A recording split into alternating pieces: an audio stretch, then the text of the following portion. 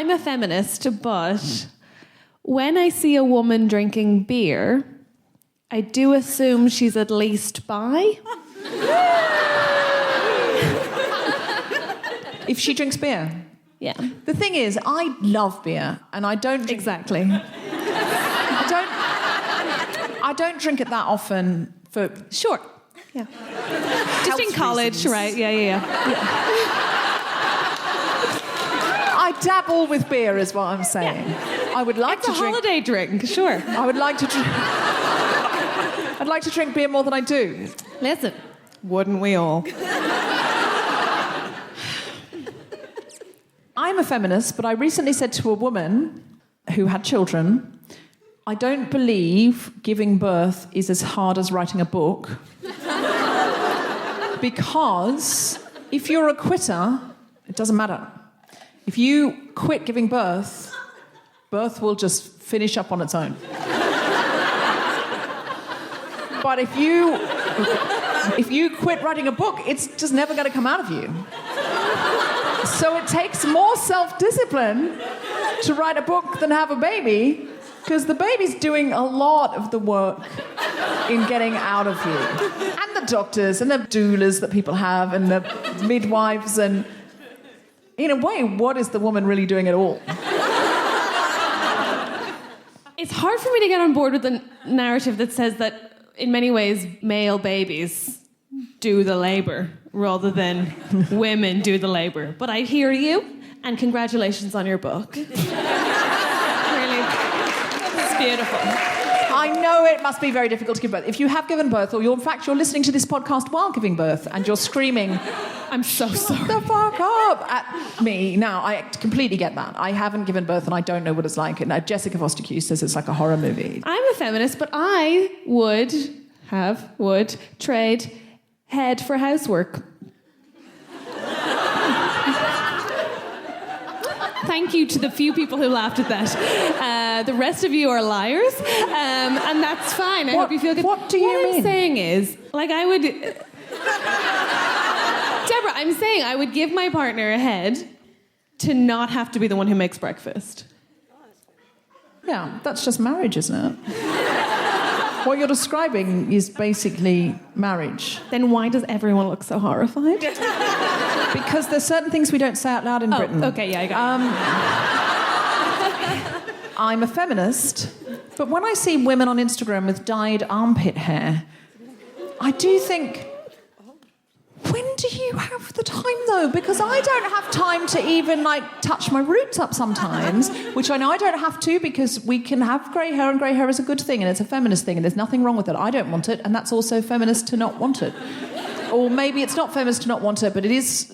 It doesn't matter, I'm doing it. So... I'm a feminist, but when I picture the epitome of female beauty, like when I really close my eyes and imagine it, it is always the men from RuPaul's Drag Race that I see first. I'm a feminist, and when I saw the Gillette ad of the men stopping each other from being toxically masculine, I was a bit moved, but also mainly what I thought was Gillette have done the market research, and they know it's mostly women who buy the razors for their partners. That's what I deduced. Yeah. I don't think... All of the sorts of men who go, I'm never buying Gillette again, aren't men that buy any products for the house. They don't buy anything for themselves. They don't know where their own underpants are from. The men who give a fuck about that ad and who are going onto YouTube to do the thumbs down haven't bought their own toiletries in their lives because their mothers bought them and then their wives bought them. Gillette is not here to overthrow the patriarchy. Gillette didn't do this ad 5 years ago. No. It's an exclusive revelation here at the Guilty Feminist. They've done this ad to be in step with this time because they realised they had a dodgy slogan, the best a man can get, and that sounded a bit like, had just a twinge of Me Too about it. You can't put your finger on it, but you feel someone has. Do you know what I'm saying? And they've gone, oh shit, what do we do with this now? Do we just forget about it? Do we just quietly change our slogan and pretend we never said that? No. What we will do is a video where men physically restrain each other in the street from catcalling. I was a little bit moved because I'm a sucker for anything like that, and if I'm feeling a bit hormonal, I'll cry at almost any advertisement. But I was a little bit moved, but I was like, I just don't believe they're going to lose money over this. Do you know what I mean? It's like with the Colin Kaepernick Nike advert, right? So they worked out that the people they would lose would be who would say, I'm never buying Nike again. Actually, they were such losers. They actually bought Nike products to burn them on YouTube. Lol. So, I mean... Excellent. People were going out, I've already burnt my Nike socks, now I want to burn something else for Instagram. Oh, I'm going to go out and buy a Nike hat and to boycott it. Can I just say, by the way, you got heckled during talking about the Gillette ad with the best and most guilty feminist heckle ever, which was by this woman over here. Who was like, also, you should buy men's razors because they're cheaper. And I agree. But also, I love that it was like, just FYI, don't be duped by those fuckers. Oh, because we buy them because they're cheaper? They are. They're 25% cheaper than women's ones. Than the pink ones? Yeah. So the Venus range are things called like Lush and I don't know, what are the names of the Venus ones are all like and what? They do. What, the men's ones work better? This doesn't work. This is like a focus group now, isn't it? The men's ones work better. What are the women's ones called? Glide. Breeze. Glide. Breeze. Glide, Breeze. So when Gillette get their act together and make a gender-neutral razor, that is when we will celebrate and the patriarchy will truly be smashed. I agree. The patriarchy won't really be smashed if they make a gender. Just to be clear. I love your optimism. It's not yes! the metric. And our job will be done. No, it will not. They could call it the Celine Dion. It'd be great. It'd be great. A closer shave, did you say? Close shave. Live from King's Place in London, the Spontaneity Shop presents The Guilty Feminist with me, Deborah Frances-White, guest co-host Catherine Bohart, and very special guests Rose Cartwright, Charly Clive, and Kirstie Swain talking about order. This is The Guilty Feminist, the podcast in which we explore our noble goals as 21st century feminists and the hypocrisies and insecurities which undermine them. So today we are talking about order. Yes. I have issues with order. I feel like I'm a creative personality. I have a lot of the traits that stereotypically go with a creative personality, which means you could not look inside my handbag because you would freak out. You would scream and cry or something. I don't know what you would do, but you would not like my handbag. I believe you. This feels like a special private moment and you should leave. But I do think there's something to be said for feminism we're fighting for change. And if you're fighting for change, to some extent, you need to be an army. And if you're going to be an army, to some extent, you need to be ordered because I waste time because I'm not ordered. But then sometimes I just think this is just my process. And how will I create the creative spaces that I need to create in order to do my contribution to feminism, which is things like this. So maybe I need to accept that my place in the army is to be Private Benjamin. And as a reference, many of you don't understand, there's a Goldie Hawn film about a young woman who joins the army and complains that there's no curtains and she's going to be up too early and asks if the uniforms come in any other colour but khaki because it doesn't suit her. So I feel like maybe in this army, I'm not the one that should be ordered. I struggle with it so much because I think organisation is fundamentally key to changing the world. You can't change the world with loads of ideas that don't get seen through. But also, am I just fighting my personality to put it into this kind of patriarchal box where they've decided it's got to be like this? Because what's more ordered than Gilead?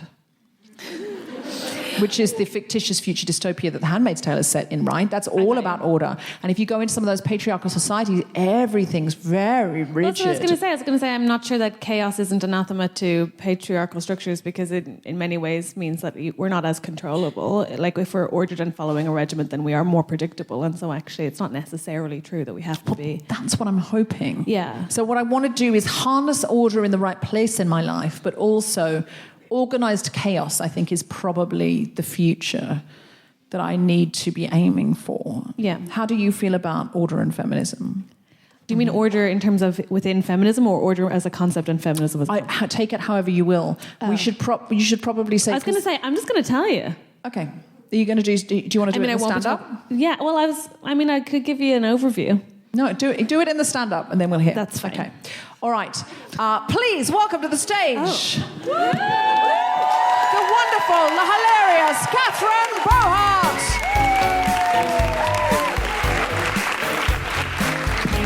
Hello. So, something I was not aware of having until I was 23 years old was obsessive-compulsive disorder. Until then, I just thought I was a little bit intense. Turns out, guys, I'm a lot intense, and I'm mentally ill, which is fine. OCD, if you don't know what it is, lots of people don't beat yourselves up about it. Obsessive-compulsive disorder.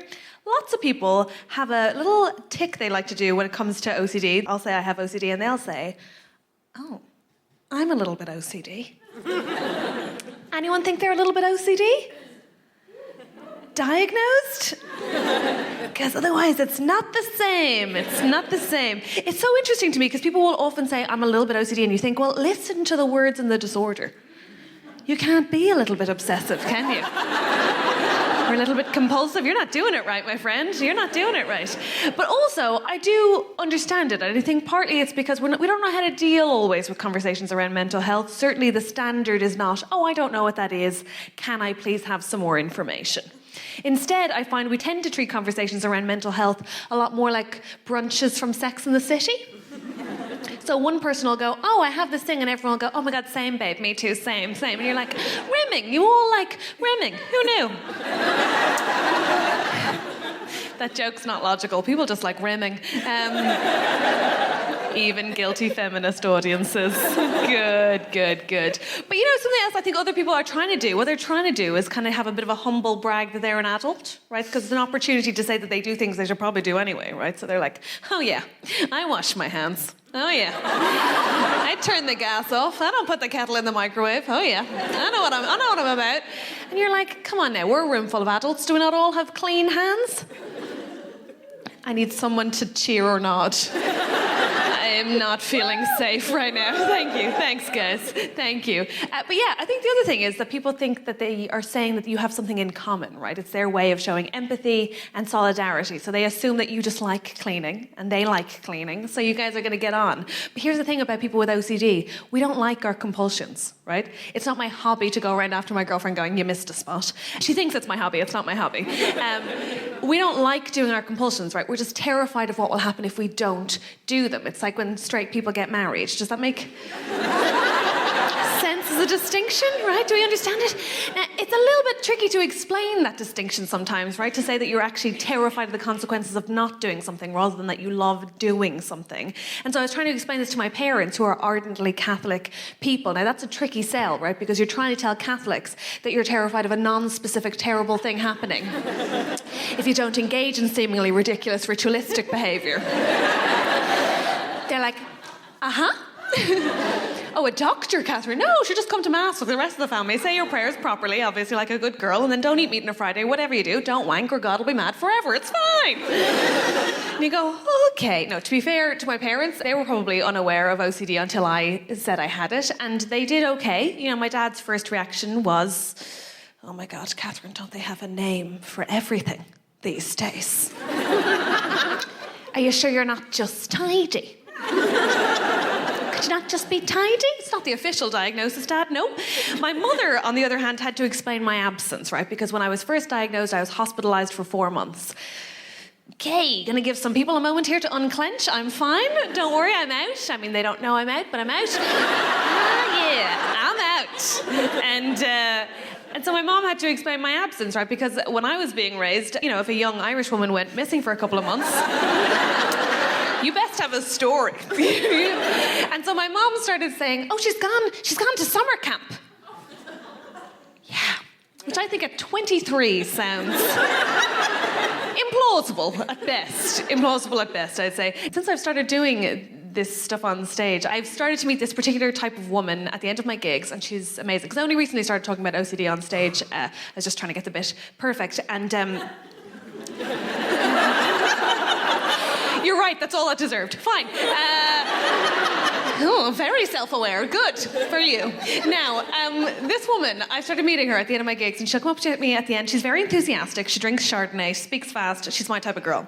And she doesn't always know the difference between enthusiasm and invasiveness. Do you know what I mean? That kind of lady.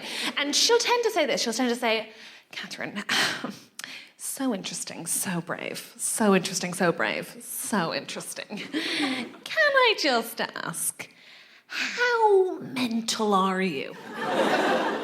Yes. Or some variation of that question. And to be fair to her, I think you have to respect her, right? Because what she's basically asking is, what is the Channel 5 documentary version of your illness? I want the dirt, you know? And I respect her because, listen, I like watching some guy called Brian who's scared of pens crying about it on the telly as much as the next guy. It's good TV, right? It's good TV. But the answer that she wants is for me to say, oh my gosh, I just cannot get a manicure unless it matches my pedicure. And I can't. That's for animals. But still. Then we high five and sanitize and we're all done with it. The reality is that I spent 4 months in group therapy, which is not a fun story. Has anyone done group therapy? Yes. Okay, that's fine. You don't want to bond. That's fine. My experience of group therapy is that it's a lot like stand-up comedy. Except everyone gets a turn, so it can be dull. Ooh, it's dull. Also takes a long time to get those meetings started with OCD people, because I don't know if you know how long it takes to make a perfectly circular group of chairs, but it's a long time, guys. It's a long time. I will leave you on this. I find the most interesting thing about OCD, and I think a lot of mental health treatment, but especially group therapy, is that it's premised on one particular notion. The premise of group therapy is that people with mental illness or mental disorders of any kind have empathy for other people with mental disorders and mental illness. We don't. We don't always. And so we can all do better and all be more aware. Oh, guilty feminist audience, you're lovely. You'll be very kind and you're very aware. And so I get quite anxious talking about being mental in front of you, because as I say that, I think they're not going to like the word mental. But that's okay, because I am, and you can't take it away from me. Okay, folks, you've been lovely. Thank you very much.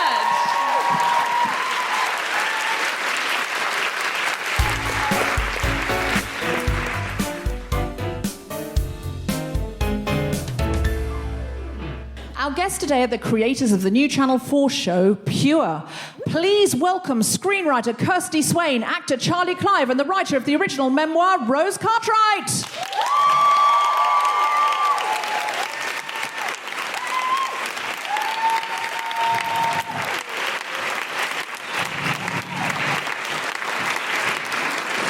So, Rose, this is based on a memoir by you. Yes. And it's about something that's called Pure O, which is a form of obsessive-compulsive disorder, but it's not the one we think of, which tends to be more like Catherine's diagnosis.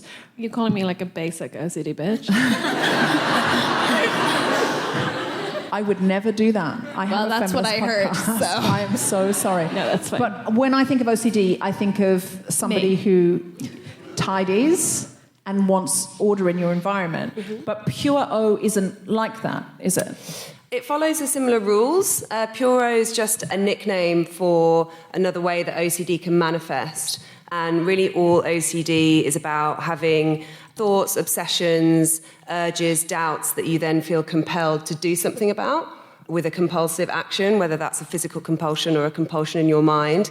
And Pure O, which is what the show's about and what the book's about, is about having intrusive thoughts that are often sexual or violent or inappropriate in nature that you then feel compelled to figure out. I read a book by Robin Ince called I'm a Joke and So Are You, and it was a lot about comedy and psychology. And he says that those little thoughts that we all get, you know when you're standing on a train platform and you think, I could just push someone under a train now? Okay, that's just me. That is just me. Yes. Okay, or I could jump under a train now. One of those that you get. Or you're in an art gallery and you think, oh, I could just push that statue over. What he says is that, from his research, that's a little instructional video. You know those 1950s Pathé videos which says, when engaging in sexual intercourse, always wear a rubber Johnny. It's one of those to tell you what not to do, so it plays the possible future. And I feel so much more relaxed now I know that, because if I have those thoughts, I think it's not me wanting to do that, it's my brain showing me what not to do. Is it sort of an exacerbated version of that part of our brain that we all have? Yeah, it is. There's a kind of a spectrum of obsession, and intrusive thoughts are something that most of us will know what it's like to experience. So we all know what it's like to have that thought about, like, oh my God, I can't believe I just thought of that. You mentioned like the train platform, or maybe it's a violent urge to push somebody, or worse. And I think that's why we hope Pure is going to be like so broadly appealing, because it has that in. Like, you're like, okay, yeah, I get that. I know what it's like to have an intrusive thought. Exacerbated is a word, but it's more like to like the nth degree with OCD, because you won't have that thought a couple of times a day that you're then able to dismiss. You'll have that thought literally thousands of times a day that you're making worse by trying to make it go away with a compulsive behaviour. So at its worst, as you see Marnie in the show, as I experienced in real life, it's literally 24/7 from the moment you wake up, you're having intrusive thoughts and you're trying to figure out what they mean. So, yeah. 24/7 you're having these... Yeah. You'll have like 3 or 4 seconds of forgetfulness when you wake up, and then you'll have your first intrusive thought and you're like, oh yeah, this is my life. Yeah. I think you reminded me of something, a really like significant moment when I was in hospital. A psychologist described OCD as having a liar in your brain, but you are a really bad judge of truth and lie. And I think it's that, what I loved about the first episode that I watched was that that sounds really weird. What I loved about reliving my trauma was that, that's not what I mean, but what I thought was really compelling and related to, when what was refreshing was that there was a real honesty in being afraid of your own mind, and how fearful that is and how terrifying that is, especially when you're young, and also the shame of that, because people assume that's something you have control over when actually you're trying desperately to, but it's not working. Yeah. And the control is what's making it worse as well. We must say to Kirstie, the screenwriter, you've done an incredible job on bringing this off the page and onto the screen, because Catherine was saying normally when she sees OCD portrayed on screen, it's just like an old man washing his hands over and over. Yeah, and he's always so sad. So sad, but he really has to get them clean. But he's also usually like maintaining a very successful career as like a surgeon or something. Right. But he really has to get them clean. And it's like nice to see him. Oh yeah, that was in Scrubs, wasn't it? You're welcome. That was in Scrubs. That was Michael J. Fox character in Scrubs, absolutely. And every soap opera ever. Kirstie, what drew you, because this show is created by women, what drew you to adapt this novel for the screen? It was just one of those books that you read and it kind of jumps down your throat and like puts its hands around your heart and squeezes until you're like crying, and then it tickles it and then you're laughing, and it just... It sounds like a frightening review of a book. Yeah. If I read that on Amazon, I'd be like, no. It's Christmas, I just want something lighthearted. I want to just read something. I might need to read this on public transport. What if I'm paralysed by it? You know, like... But it's an incredible book. Yeah, it was. And it just kind of ticked all the boxes for me in terms of the show that I wanted to write and hadn't written.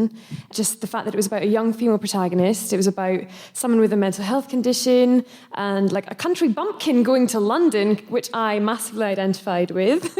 And just about young women and people who are trying to have relationships but they can't have relationships. And this one central protagonist who's trying to live her life and trying to be a young woman. And I think it's difficult, especially in terms of sexuality. I felt a lot of shame growing up, like being a young woman around sex. And I think that's what I identified with the most. Obviously not to the same degree as Rose, but I think a lot of my friends did. Like I remember having a wank and my cousin walked in on me and it was like, I know what you're doing, you're dirty. And just like, just having a shame surrounding sex. And I felt that from the book and I was just like, I want to write this. What do you think is the inherent feminism in the story? And this is for any of you, both the original writer and the screen adapter, but also for you, Charly, who played that central character. Was there a feminism that you were drawn to? I mean, it's an amazing part for a young actor to play. And I know women often don't get offered roles with this amount of breadth and depth and fun and excitement. Is there an inherent feminism, do you think, in the part? Yeah, definitely. The reason I fell in love with the script initially was because... Marnie's really funny, but not in a cutesy way or in a accidental way. she's not the punchline for the men in the show at all. She's funny in a way that you really wouldn't think twice about if she was a male character. But she's not a manic pixie dream girl. Not at all. She's almost the antithesis of it, because I think she easily could be, because she's got this big secret, and there could be a lot of... there's a lot of interesting situations that happen in the show which could have been handled in a quirky, cutesy way. And they're really not. They're quite bold and disconcerting at points in a really good way. But it's also the female relationships in the show, the friendships that Marnie makes when she comes to London, and the ones that she leaves behind coming from Scotland, are really, really powerful. And they're definitely, I think, kind of her anchor and her oar. What's the steering bit? The rudder? Sure. She's grounded by them, but they're directional. You'll edit this. Yeah, no, this is good. This is strong. This is really strong. Do you think there's something about the power structures prohibiting women from being sexual beings that means the prohibitive thought that comes in is in itself sexual? Like there's a scene where the chap comes out of the bedroom and offers to help her with something, and offers to get her a drink, and she just imagines grabbing his penis. And we see what she imagines.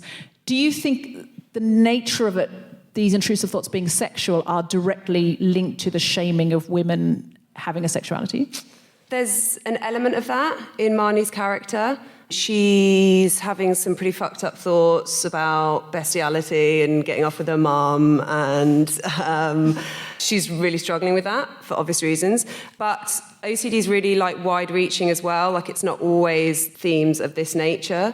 And men Catherine was talking earlier about order, cleanliness and order. But some people with OCD will. It can get really weird. Like, people will doubt about whether or not they're actually alive. People have doubts about whether or not they love their partners. Like, it's not always the violent, intrusive thoughts, the sexually intrusive thoughts. That's how it manifested for me. But it's pretty broad. So I think it's much more about doubt and uncertainty and trying to get a handle on that doubt and uncertainty and trying to control it, rather than OCD, like reflecting societal repression. I agree, because it's not a rational entity. So, first of all, men have these same sexual intrusive thoughts. That's it. But secondly, you can have as life-altering, as life-threatening, consistently debilitating intrusive thoughts about how you can't speak on voicemail, which I know sounds totally confounding if you've never experienced that. But say you're a teacher and you have to ring people often, or you work in an office and you're terrified of a phone, that it can drive you, if it's your consistent thought from morning to night, to a place where you don't want to be alive. And that is the kind of degree of irrationality that it. So I don't know if it's as logical or as counter. So responsive those things probably play in because they're fears that human beings have, that I'll hurt somebody or that I'll do something sexually transgressive, but it's not necessarily restricted to women. Although those things, we can never pull that apart really, because those power structures exist. How many people suffer from this? Do you know? Between 1.5 and 3% of the population. So between 1 and 3 it's a lot. People in 100. So in this room we've got 400 or 500 people. So yeah, I imagine there's a few obsessives in the room. At a podcast show, come on. What, you think we're really into the podcast? But also, I think how can we support, because there must be people then in our community, maybe people we're working with who are suffering from this, who aren't talking about it. How do we support that? I think believe people when they tell you what their illness is, and don't try to explain to them why everyone has these feelings, and maybe tell, if they've gotten to a point where they're asking for help to figure out how to get it. We need to fund treatment. We need to understand it better. We need to recognise that it is debilitating. People are so flippant with OCD. Sorry, this is not about me. But people are so flippant about OCD, and it's most people statistically... the statistics of people who have OCD and who are out of work, divorced, or living alone and end up dying from suicide are astronomically high. And yet people are like, lol, you should come around my house. You'd have a field day. And you're like, no, don't say that. Just stop. If you don't know what to say, that's fine. Totally get that. But just ask then. Yeah. Oh, what's that? Rather than, you should have seen the lady on blah. Right. Have you seen Obsessive Cleaners or whatever that show on Channel 4? Right. So don't minimise it.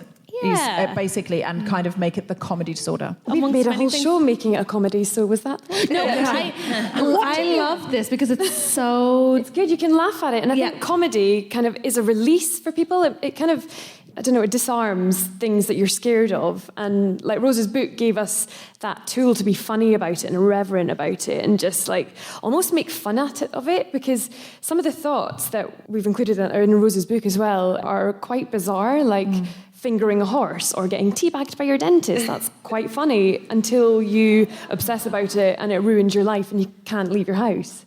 So it's really important, and I think to talk about it as well. Mental health is such a private experience, and until you find some sort of power that helps you and like get it out of your head, and you spend so much time in your head, you kind of miss stuff in the world and like maybe the tools to help you get past it. And I think things like this, if we can just talk about it and educate people about it, then it won't become this big, like it's almost like a coming out story, telling someone you've got OCD or some sort of mental disorder, and this kind of just normalises it.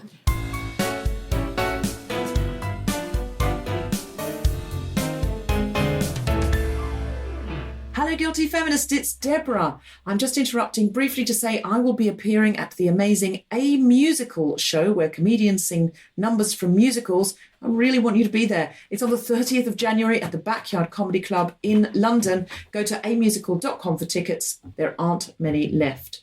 Some of our favourite Guilty Feminist guests and co-hosts have shows on at the Vault Festival at Waterloo. Please, please, please go and see them. They are brilliant. On the 23rd and 24th of January at 6:10 p.m, you can see The Astonishing Pram Kicker, written by Sadie Hassler and starring Sadie Hassler and Sarah Mayhew. We have an episode we've recorded coming up about this. It's about somebody who decides she doesn't want to have a baby, and it sort of ramifications and ripples out of that. So if you were at all interested in fertility, the choice not to have children, I cried so much when I saw it, and I laughed so much when I saw it, and I can't recommend that show highly enough. And from the 6th to the 10th of February, you can see The Half. You will remember we did an episode where we met the writer, Danielle Ward, and the performers, Margaret Cameron-Smith and Anna Crilly. This show is about female friendship, competition, colleagues, double acts. It's brilliantly funny, wickedly funny. Please go and see it too. You can get tickets for both those shows at vaultfestival.com. Now, the Guilty Feminist Tour kicks off in May, and there will be some of your most favourite Guilty Feminist comedians getting in a bus with me, and we are coming to your town to see you. On the 1st of May, we'll be in Halifax. On the 2nd of May, we'll be at the Symphony Hall, Birmingham. At Hull City Hall on the 3rd of May, Newcastle City Hall on the 4th of May, and the Lowry in Salford on the 5th of May. And it doesn't stop there. For all of the dates around the country and to book tickets, go to guiltyfeminist.com. If you like listening to things like podcasts, I know that you do, instead of buying my book and reading it yourself, why not let me read it to you, along with some voices from the amazing Adjoa Ando. Go to audible.co.uk and search for Guilty Feminist. And whenever you think, I wish there was a podcast now, but I've run out, you could just listen to a chapter of the book. And lastly, I'm coming back to Australia and New Zealand this February. That's right, I will be there very, very soon. I will be bringing the Guilty Feminist podcast to Q Theatre in Auckland on the 5th of February. You can go to qtheatre.co.nz for tickets. If you're in Melbourne, I'll be at the Thornbury Theatre on the 8th, 9th and 10th of Feb, thornburytheatre.oztix.com.au. And I am at the Brisbane Powerhouse Theatre on the 13th of Feb. Go to brisbanepowerhouse.org. And I'll be at the Sydney Factory Theatre on the 15th and 17th of Feb. factorytheatre.com.au. As always, stop in at the Amnesty website and the Help Refugees websites to see what's going on, what you can support, what you can volunteer for, what petitions you can sign, and where you can donate to help make other people whose lives are much less luckier than ours just a little bit easier, as is the bedrock of feminism. Thank you very much. And now back to the podcast.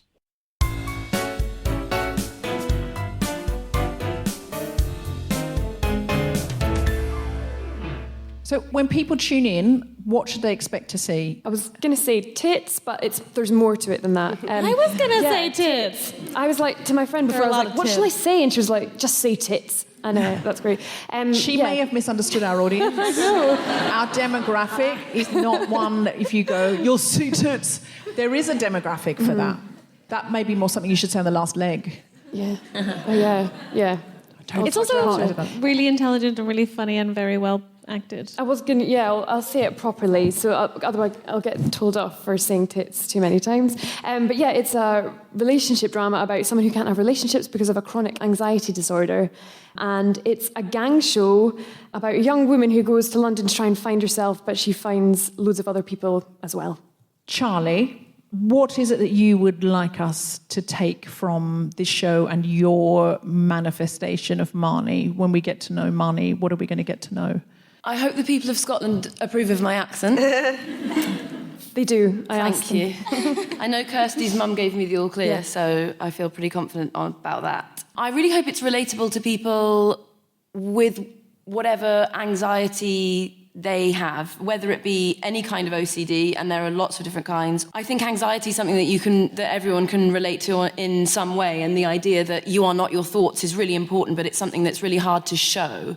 And I think the show does a really good job of grounding it in reality as well as making it funny so that it is accessible. I really hope that people talk about issues like this more as a result of it and have a way to talk about it, maybe by referencing something funny in the show or something sad in the show or whatever it is, that there's a springboard to talk about real situations because of something that they've seen on TV, which has come from these two amazing women. And I hope people go and read Rose's book, having seen the show, because it's really, really so special and it's so eye-opening. Even if you aren't someone that has OCD, it's a really remarkable book. It's a great show, I hope. But if you enjoy the show, then do also enjoy the book. And I was just going to say as well, I think, going back to the humour point, I think Charlie's really created a really iconic character with Marnie and Kirstie with the writing of it, because she's so rounded and she's so likeable, and she's got this thing that she's keeping secret for most of the show, but there's so much more to her as well. And people in the show fall in love with her, and I think audiences are going to fall in love with her, and that's a kind of example of how we're not defined by our mental health conditions, and she just nailed it. It's just I can't wait for you to see it because she's so beautiful in it. It's lovely. Well, I absolutely loved watching the first episode. They're having a lovely moment here. I loved watching the first episode, and I am really excited that there are now spaces on network television for female authored pieces that are completely from a female point of view, but that are exploring things like mental health, but in funny and relatable and empathetic ways. And I feel like if we watch this, we're going to learn a lot about OCD and this mental health condition of Puro, but we're also going to relate to it because, as Charlie was saying, we all have anxiety, and the idea that we are not our thoughts is a really, really powerful one. But I think we just need to support it because we need to constantly be sending messages to broadcasters. If you put on our screens female heroes living dangerously and bravely and not sweetly and cutely and falling over and going, oh, but really living as, three-dimensional human beings with egos and ids, we will watch in droves, we will Instagram, we will tweet, we will tell other people. So Guilty Feminist, can you please get behind this show, because it really directly affects how many more women they will commission to tell female stories. And we cannot build empathy for women as a society unless we see, hear, and experience our stories. We all empathise more with men because we've had years and years and years of Hollywood telling us that men are human and women are niche. So will you guys in this room get behind it and support it? Thank you. Can I say when it's on? If they when it's on, we better tell them when it's on. Oh, yes. Yeah. Yes. Please tell us when it's on. So we've just announced it. It's going to be on the 30th of January. It's a Wednesday. So cancel yoga or whatever you've got on. It's on at 10 p.m. on Channel 4.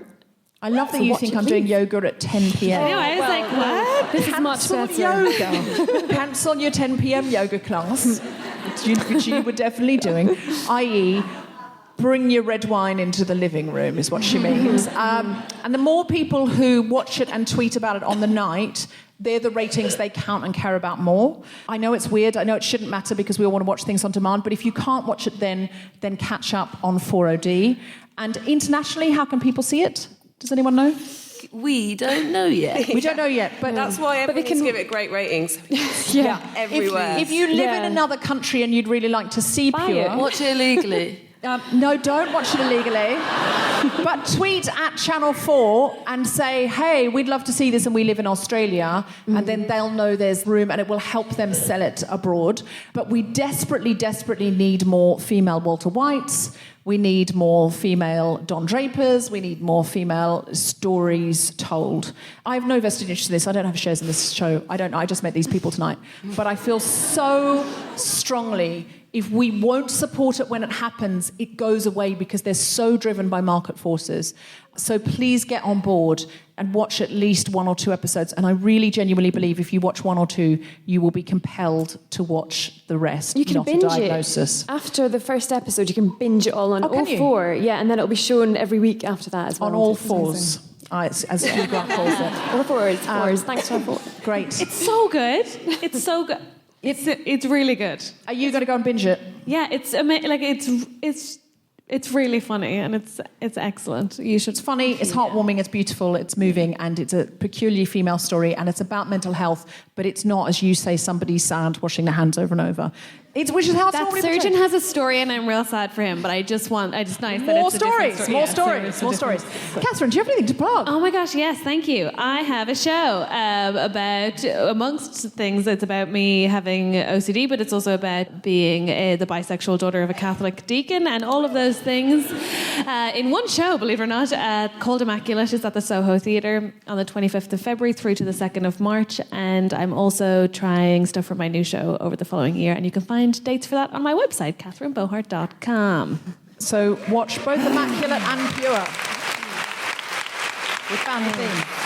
Also, Grown Up Land is back, which was created by me and exec produced by me, but has the wonderful May Martin, Bishop Kayali, and Bishop's in Hollywood at the moment. So there's some wonderful rotating guest co-hosts who you will know and love. And also Ned Sedgwick from Global Pillage. Also check out the latest series of Global Pillage.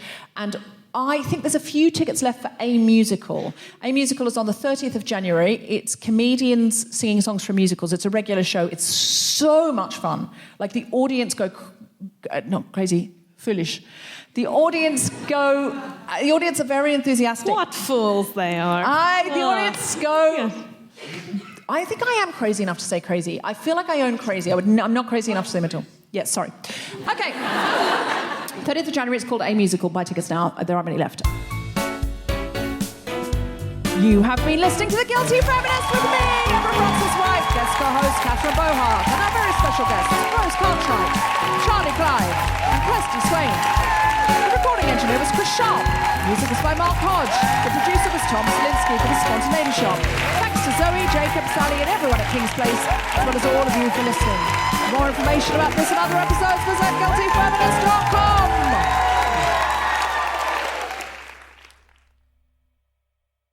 Voluptuous, thank you. Great. Thank you. I fancy voluptuous. And voluptuous do make you sound like both sound creepy, but I think they're both fine. They just sound like you learnt about women in a book alone in the dark, which is fine.